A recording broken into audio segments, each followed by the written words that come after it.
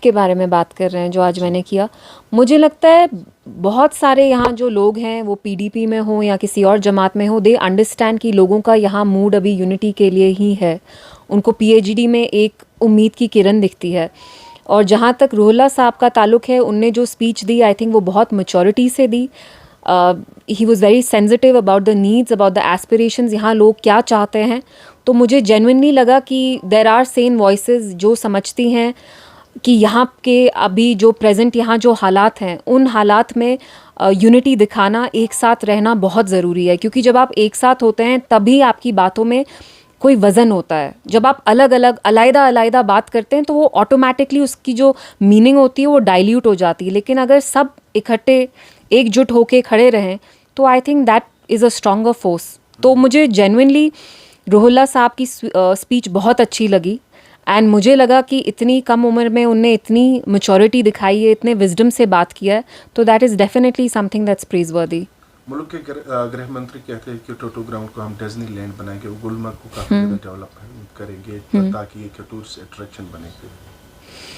क्या बोलें, कहीं ये जुमलेबाजी तो नहीं है? मतलब 5 साल से तो यहाँ भी उनकी सरकार चल रही है, आपको पता है, बाय डिफ़ॉल्ट। एंड पूरे मुल्क में उनका ब्रूट मेजॉरिटी से वो गवर्नमेंट चला रहे हैं। डबल इंजन की सरकार यहाँ वहाँ दोनों जगह। तो इतने सालों इनको क्यों नहीं ख्याल आया एफ्सपा का? क्योंकि नॉर्मलसी का तो ढोल 5 सालों से चल रहा है ना, तो इतना क्यों इनको टाइम लगा ये बताने में? तो कहीं ये कश्मीरियों को रुझाने की कोशिश तो नहीं कर रहे हैं बिल्कुल इलेक्शन से पहले। बट आई थिंक यहाँ के लोग जानते हैं कि ये इन चीज़ों के बारे में सीरियस नहीं है। क्योंकि अगर ये वाकई में सीरियस होते तो जो यहाँ के जर्नलिस्ट हैं, इतने थाउजेंड्स ऑफ बॉयज़ जो जेल्स में सड़ रहे हैं, उनको रिलीज़ करते, पहले क्यों नहीं रिलीज़ कर रहे हैं? तो ये सिर्फ शायद एक जुमलेबाजी ही है। लेकिन अगर वो ऐसा मानते हैं, करना चाहते हैं, then we welcome this move. और जैसा कि आपने टट्टू ग्राउंड की बात की, मुफ्ती साहब के टर्म में, in his last term as chief minister, उसको खाली करवाया गया। एंड ये उनका आइडिया था कि वहाँ पे एक रिक्रिएशनल पार्क बनाया जाए। तो ये चीज़ें अच्छी हैं। अगर ये वाकई में करेंगे तो जम्मू कश्मीर की जो आवाम है उनको इन चीज़ों से बहुत रिलीफ आएगा। क्योंकि आपको पता है एफ्सपा इज़ अ ड्रकोनियन लॉ, और यहाँ आर्मी ने बहुत acres and acres of land पे, इतने कनालों लैंड पे उनने कब्जा किया है।